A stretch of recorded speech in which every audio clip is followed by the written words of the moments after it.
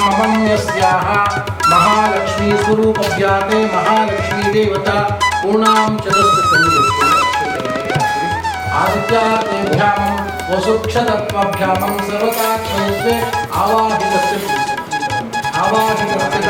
स्थापितं नमस्याः श्रीं श्रीं देवत्वा संकल्पितमस्तोभ्यां पूर्वकस्थितम् आविष्टार्थे त्वस्य सदा शतस्ते श्री सर्वमङ्गलाम्बिकाभ्या आत्मात्मानं प्रोक्ष शिरसानं प्रोक्ष हस्तानं प्रोक्ष तुल्यात्मानं प्रोक्ष पूजाद्रव्याणि सम्प्रोक्ष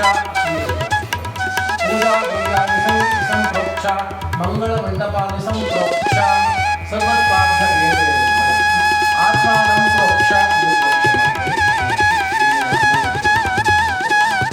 आत्मानं प्रोक्ष ಮಹಾಲಕ್ಷ್ಮಿ ಇದೆ ಮನೆಯಲ್ಲಿ ಕೂಡ ಸೆಲೆಬ್ರೇಟ್ ಮಾಡ್ತಾ ಇದ್ದೀರಾ, ಏನು ಹೇಳ್ತೀರಾ?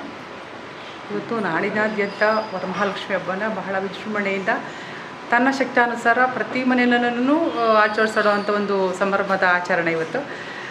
ಪ್ರತಿ ಮನೆಯಲ್ಲೂ ಸಹ ಬಹಳ ಭಕ್ತಿ ಶ್ರದ್ಧೆಯಿಂದನೂ ಈಗಾಗಲೇ ನಮಗೆಲ್ಲ ಗೊತ್ತಿರೋಂಗೆ ನೆನ್ನೆ ಮೊನ್ನೆಯಿಂದನೂ ಶಾಪಿಂಗಲ್ಲಿ ಎಲ್ಲರೂ ಭರ್ಜರಿ ಭರಾಟೆ ಮಾಡಿಕೊಂಡು ಅದರಲ್ಲೂ ತನ್ನ ಶಕ್ತಿ ಎಷ್ಟಿರುತ್ತೆ ಪ್ರತಿ ಮನೆಯಲ್ಲೂ ಮುಗಿಸುವಂಥ ಕಾರ್ಯಕ್ರಮ.